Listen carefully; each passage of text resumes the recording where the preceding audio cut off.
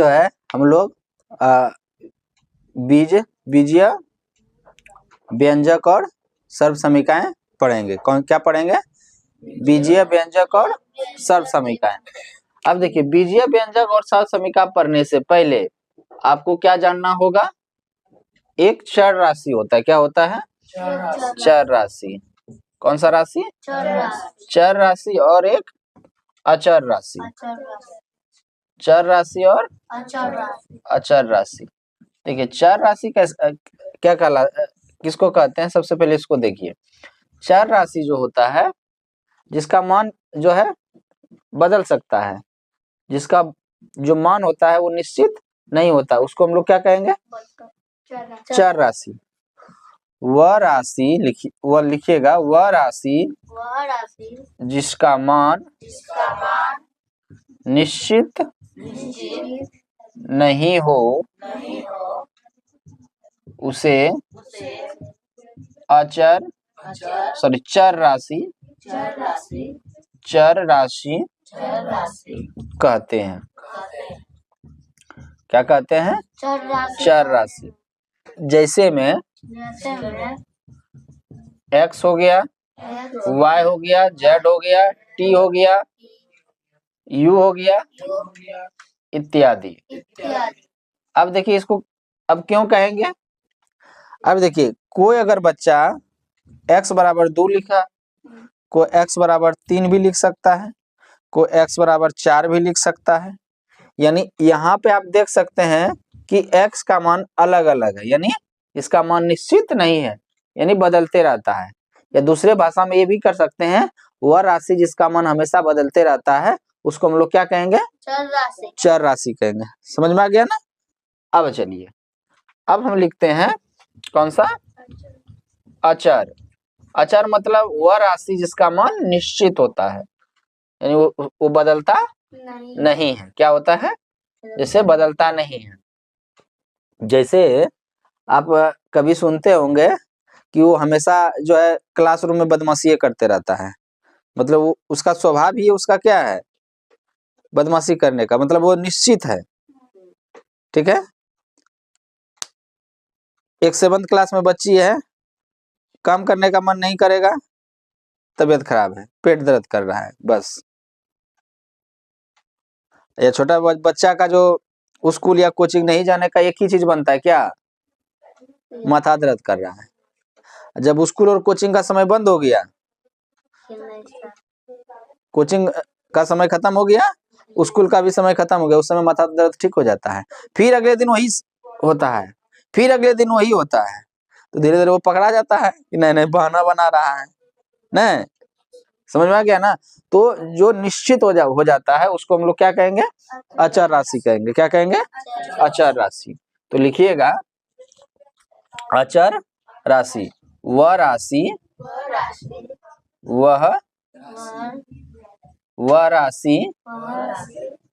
जिसका मान निश्चित हो उसे अचर राशि कहते हैं।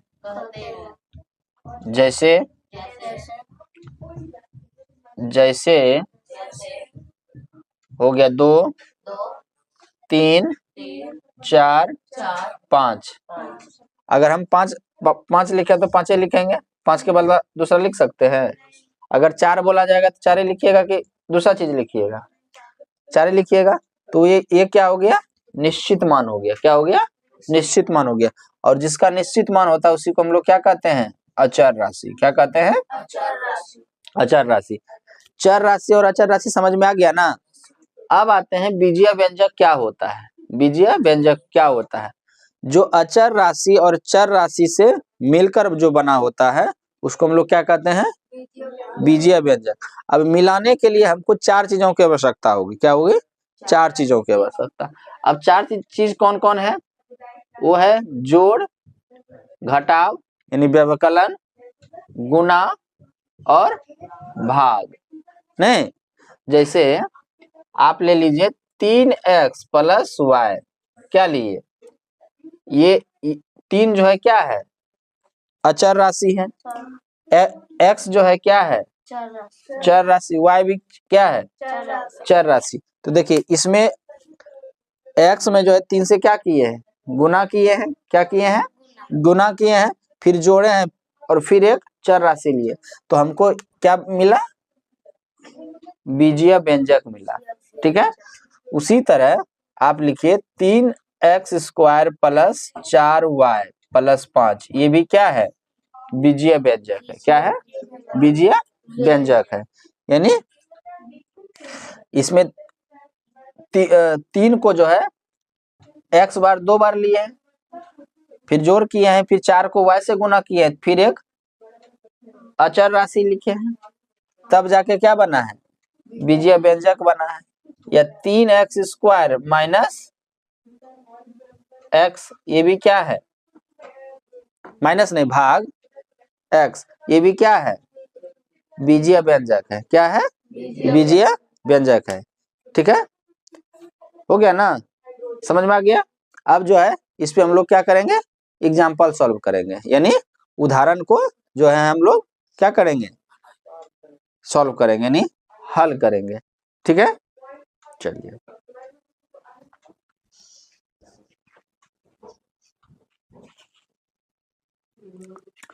चलिए अब जो है हम लोग उदाहरण 1 हल करते हैं। उदाहरण 1 क्या है, क्या है 1, पढ़िए। 7xy plus 5yz minus 3zx, मतलब ये एक बीजीय व्यंजक हो गया। फिर क्या है, 4yz plus 9zx minus 4y, एक ये बीजीय व्यंजक हो गया।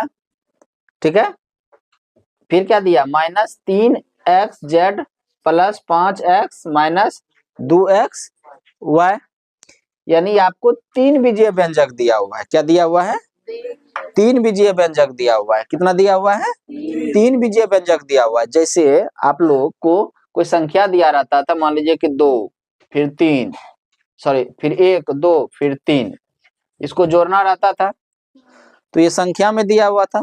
लेकिन अब जो है आपको क्या दे दिया है, बीजीय व्यंजक में। क्या दे दिया है, बीजीय व्यंजक में। ठीक है, तो बीजीय व्यंजक में भी जो क्या करेंगे, जोड़ना जो है आसान होता है। ये योग का मतलब क्या होता है, 2 या 2 से अधिक संख्याओं को क्या करते हैं, जोड़ना ही क्या कहलाता है, योग कहलाता है। क्या कहलाता है, योग कहलाता है। तो यहाँ पे सबसे पहले क्या लिखेंगे, 7x plus 7xy plus 5yz minus 3zx लिख दिए। पहला का काम तमाम। अब जो है दूसरा में देखिए, ये है क्या, ये नहीं है, ये है क्या, तो इसके सीधा में लिख देंगे, नहीं है, एक के जैसा है। yz इसमें भी है, 4 से ना गुना है सिर्फ।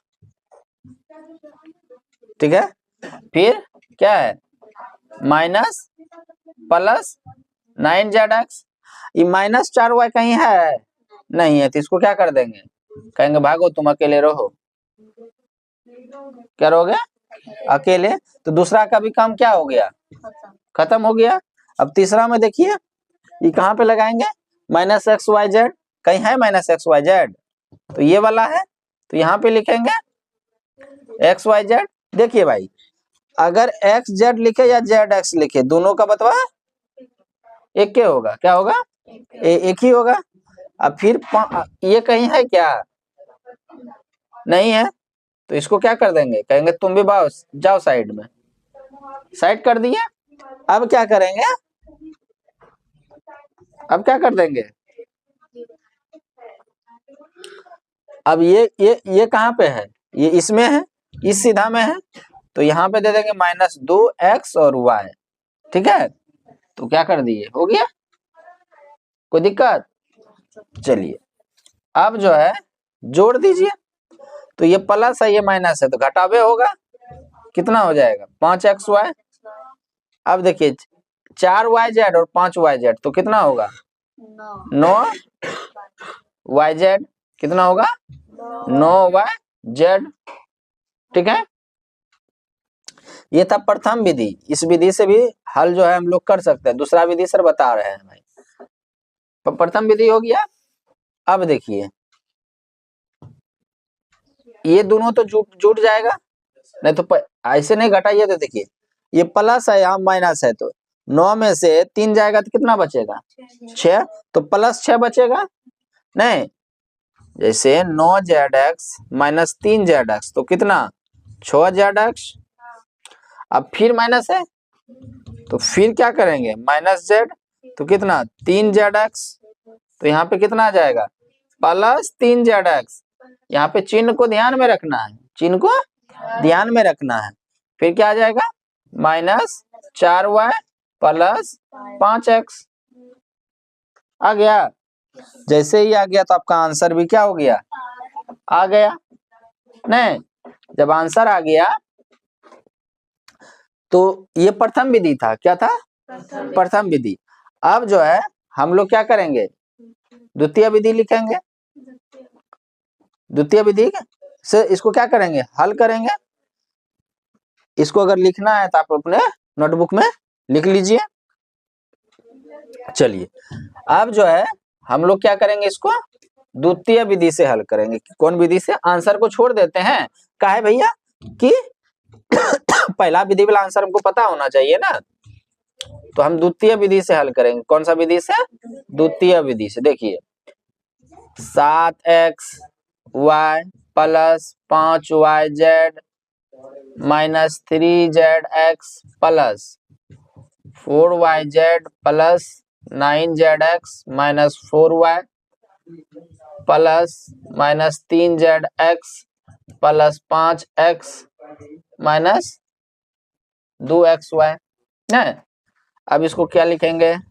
7xy plus 5yz minus 3zx plus 4yz plus 9zx minus 4y है।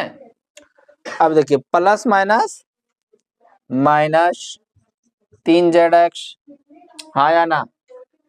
Plus plus plus plus plus into plus plus होता है। प्लस माइनस माइनस कितना हो जाएगा? 2xy हो जाएगा। अब देखिए यहाँ पे कितना है? 7x। x वाला कहाँ है? यहाँ है, तो कितना आ जाएगा? घट जाएगा तो कितना आ जाएगा? 5xy होगा। ये 5yz है, यहाँ 4yz है, तो कितना होगा? 9yz होगा ना? 9zy। अब देखिए zx zx zx तो वही लगाएंगे। इसमें से ये घटा तो कितना? 6z है, और फिर इसमें से घटा 3zx तो प्लस 3zx होगा कि नहीं होगा? देखिए इसका भी काम क्लियर, इसका भी काम क्लियर, इसका भी काम क्लियर, इसका भी काम क्लियर, इसका भी काम क्लियर, इसका भी काम क्लियर, इसका भी काम क्लियर। बचा क्या? माइनस 4y, फिर क्या बचा? जोड़ 5x, हाँ या ना? तो क्या हो गया? दोनों का आंसर क्या आ रहा है? सेम आ रहा है, बराबर आ रहा है। पहला विधि से भी बना सकते हैं, दूसरा विधि से बना सकते हैं। पहला विधि को हम लोग क्या कहते हैं? कॉलम स्तंभ विधि। कौन सा? स्तंभ विधि। और इसको क्या बोलते हैं? रो विधि। कौन सा?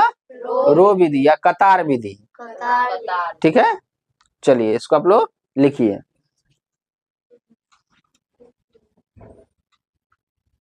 चलिए अब जो है हम लोग उदाहरण दो को जो है क्या करेंगे? हल करेंगे। अब दो क्या है? देखिए उदाहरण 2 क्या है? उदाहरण 2 क्या जो है? 7x square minus 4xy plus 8y square plus 5zx minus 3y में से 5x square minus 4y square plus 6y minus 3 को क्या कीजिए? घटाइए। यानी ये जो आपका बहुपद दिया हुआ है, ये बहुपद में ये बहुपद को क्या कर देना है? घटा देना। अगर हम इसको a मानते हैं और इसको b मानते हैं तो ए बहुपद जो है बी बहुपद को क्या कर दीजिए, घटा दीजिए। ठीक है, समझ में आ गया ना?